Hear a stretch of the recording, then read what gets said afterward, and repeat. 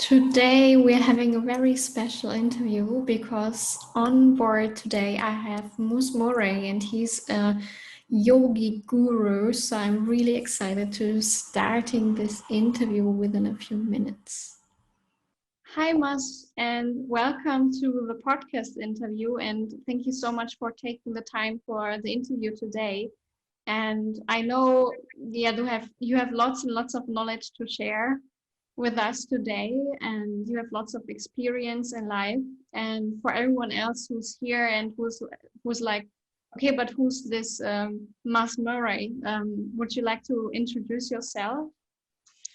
I don't know what I can say about myself unless you've got 5 hours spare.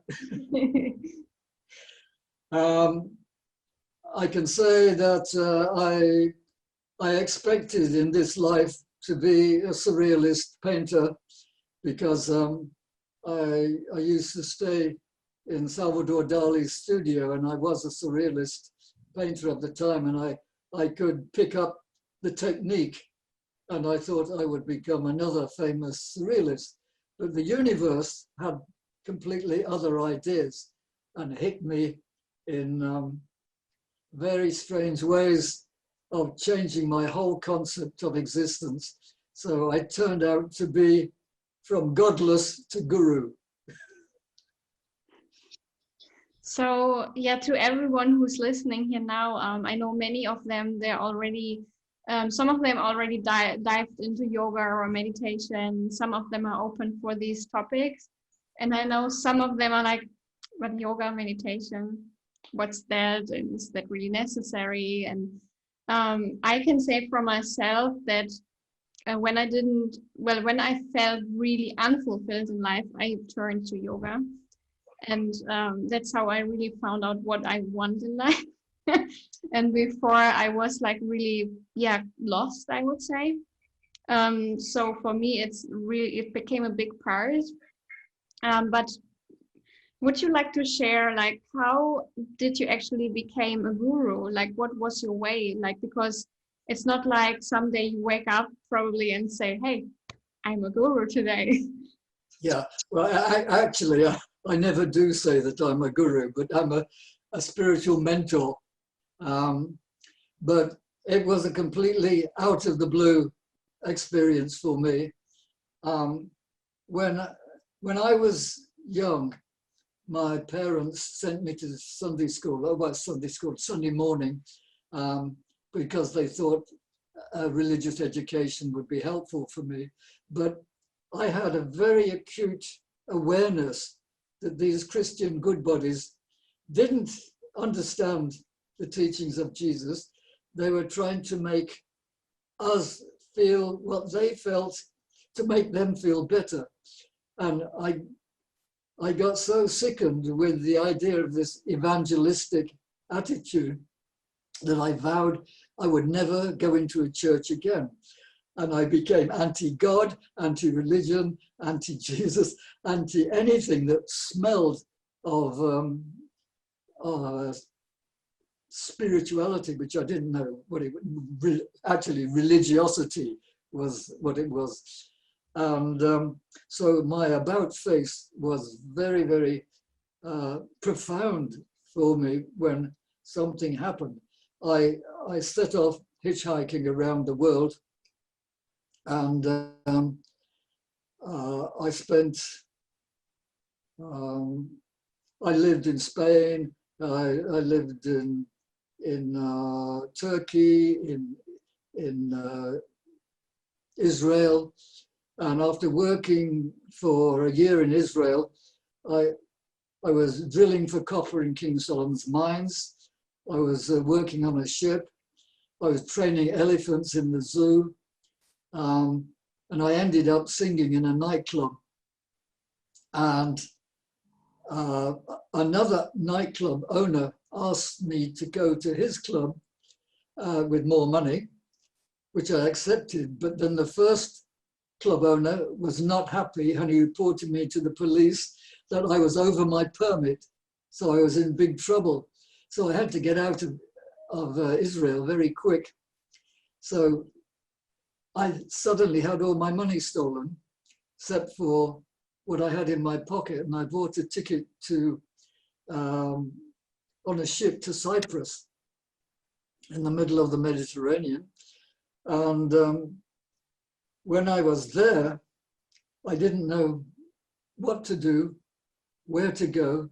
I really would have liked to go to India, but on £7.50 in my pocket, there was no way of doing that. So I was sitting on a bollard on the quayside one evening, just watching the sun go down. And I had this very weird feeling like a ghostly hand was creeping up the back of my neck and placing a liquid brain on mine, which filtered into me. And it was as if my consciousness expanded from beyond the body, out across the ocean, out across the land, out into space. And I found myself, or my conscious was everywhere in the universe at the same time. And I could see thousands of things happening, like I had the eyes of a fly with a million lenses. And in this mindless space, I was given revelation after revelation about how things operated in the universe and in consciousness. And I realized that the whole universe was made of consciousness. And that is what quantum physicists are only just becoming to discover 50 years later. And in the middle of that, I thought, my God, this is what the priests talk about as God without knowing anything about it. And with that, my consciousness came back into my normal body and life. But everything was being recorded in my cellular memory. Slowly over years, the revelations filtered through my consciousness, and it changed my whole concept of existence, of spirituality. I realized that everything I had learned up until then was purely information. This was knowledge with a capital K. And over the months that followed, my body began to reject blood foods, meat, fish, eggs, alcohol, tobacco. I stopped smoking my pipe and cigars and threw them into the Nile. I took a boat with my last money to Cairo, to Alexandria, and hitchhiked to Cairo with no money, and put myself in a little pension. No idea how to pay for it. And in 2 or 3 weeks, I managed to wangle myself a job in Cairo television as a designer, which was my profession beforehand. And so I worked there for several months before I hitchhiked all the way down Africa. The things began to consolidate in me. I was 3 years in Africa, many dangerous adventures, being shot at, knife attacks, poison darts, earthquake, you name it. Wow. And that's why the media now calls me the Indiana Jones of yoga.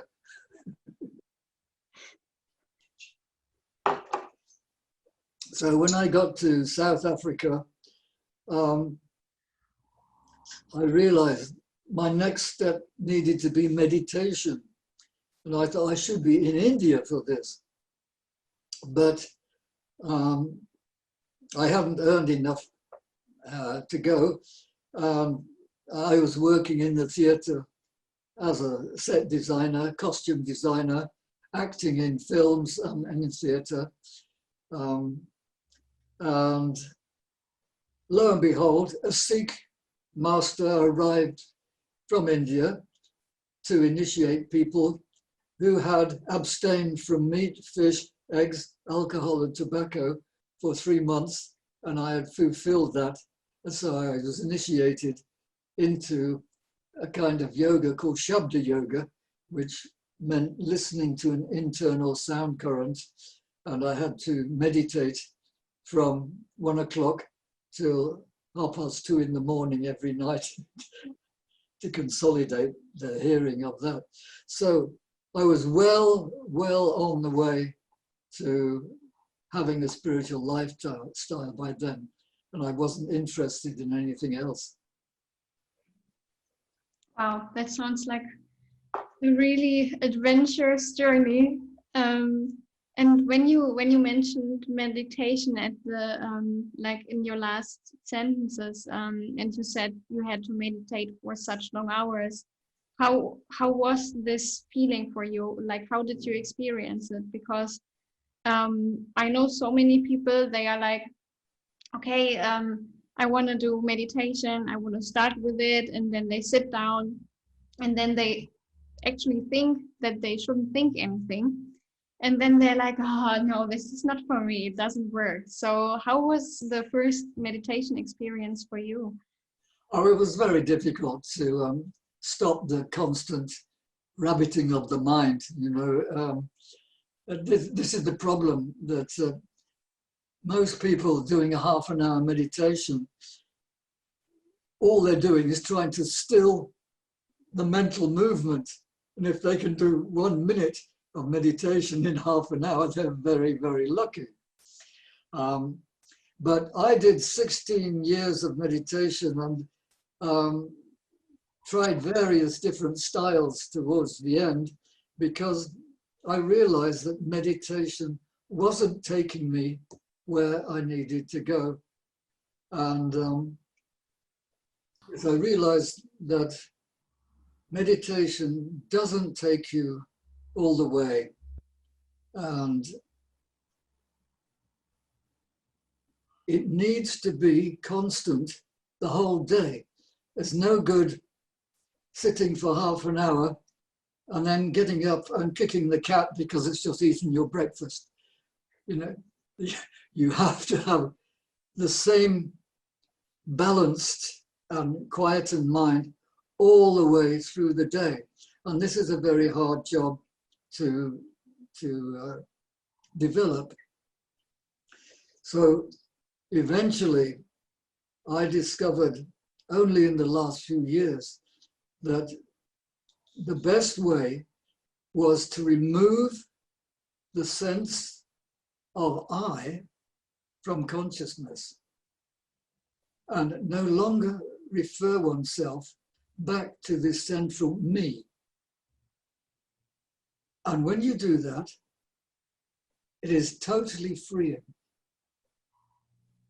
because you become what you really are, that which is perceiving your movement of consciousness. And it is very advanced stuff. It's very hard to grasp right off the cuff. Probably need to read my latest book to get a feeling of what that means. Yes, we will be definitely linking your book so everyone who's listening can read into it. So if there are like listeners right now and they're like probably thinking like, wow, he seems so calm and balanced, and I know so many entrepreneurs are always like hustling during the day. They work and work and work, and at the end they might feel lost. They have lost themselves, and they don't really focus on things they really truly enjoy in life. So what do you think, how can meditation or yoga benefit them to really reconnect with themselves? Well, it would benefit in as much it will stop them working from the frontal lobes and the top of their head. So they have to learn how to go deeply into the space where they're really coming from, and not from the so-called mind. There is actually no such thing as a mind. There is only thought flow. And you have to learn to slow down the thought flow first before you can evaporate it. And when you've evaporated it, then you become calm, you become balanced, you become tranquil. You don't care what is happening in the world because you can handle it, because it's not happening to me. It's just happening, just as it is in a nightly dream. And so I find that mantra is the quickest and easiest way for people who want to get into a meditative state with no movement of mental waves. Chanting for just half an hour will do far more than hours of meditation. I really love what you are saying, because it's so different from so many other people. They're like, you need to meditate every day, and now it's so interesting to get your point of view. Now, for those who never heard of a mantra, so could you explain more what it is? Yes, mantra is a two-syllable word, man and tra. Man is from the Sanskrit, from where we get man, the male human being, and tra is protection, so, or instrument. So a mantra is a phrase or a word that protects the man, the human being, basically from his own thinking. And when it is repeated and repeated and repeated, then the brain waves fizzle out without any effort. And at the moment you stop, then you are plunged into a state close to what is called Samadhi, or God consciousness.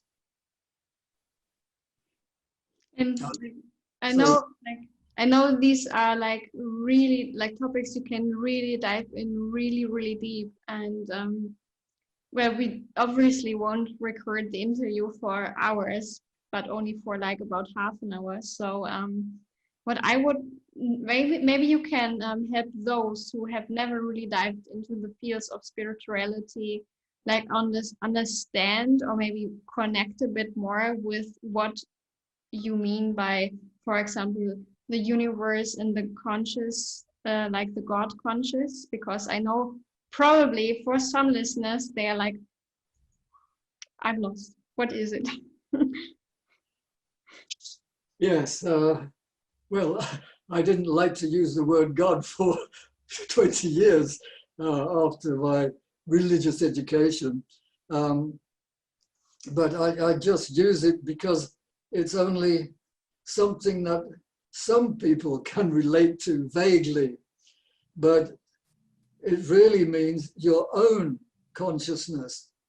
Because how does consciousness arise?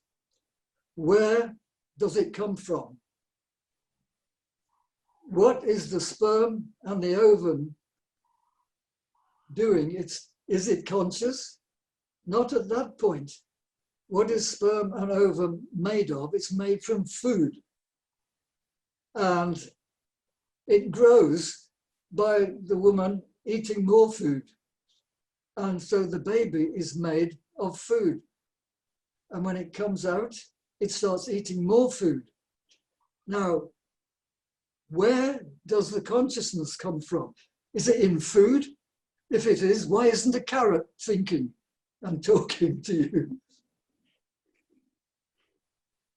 But it takes about 3 years before you even realize that you exist at all. Their consciousness creeps into this antenna of what we call the soul. And when consciousness, which is the basis of the universe, aligns itself with the filament of an actual physical body, only then does it become an I. only then does it think, I am. René Descartes had it backwards. He said, I think, therefore I am. But he was putting Descartes before the horse. It was the wrong way round. It is, I am, therefore I think. If I am not thinking. So there is no consciousness. If there is no consciousness, there is no me, there is no world, there is no universe, there is no ego. In deep sleep, there is no anything. Only when consciousness rises does the world appear. So this is a film that is appearing in consciousness, not your consciousness, but consciousness is the screen on which the universe is playing. And so that I call the consciousness of God, because there is no God, there is just consciousness. And that's what all the great sages come to realize by something that's called apperception, which means instantaneous experience of the truth without any intervention by movement of mind. Thank you very much for the amazing insights. And I think we could continue the interview longer and longer. But to keep it short, I would really love to ask you one last question. And I'm really, I really look forward to hearing your answer, because it's one question I ask everyone, and it's always interesting to see what different answers there are. So if you would have something in the world that you could give to everyone, or you could change in the world, what would it be?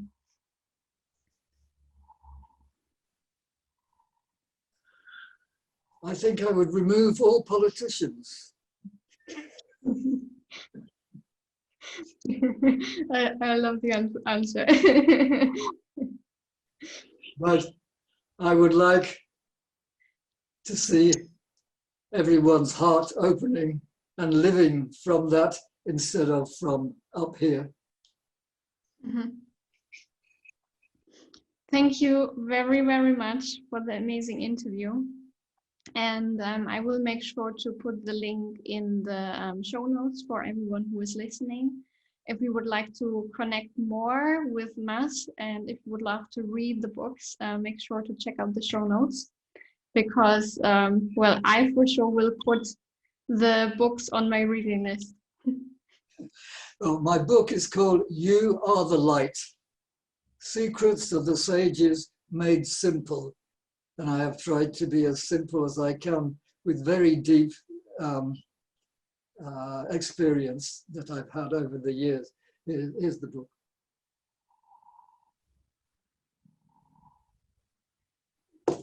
Thank you very much. Namaste.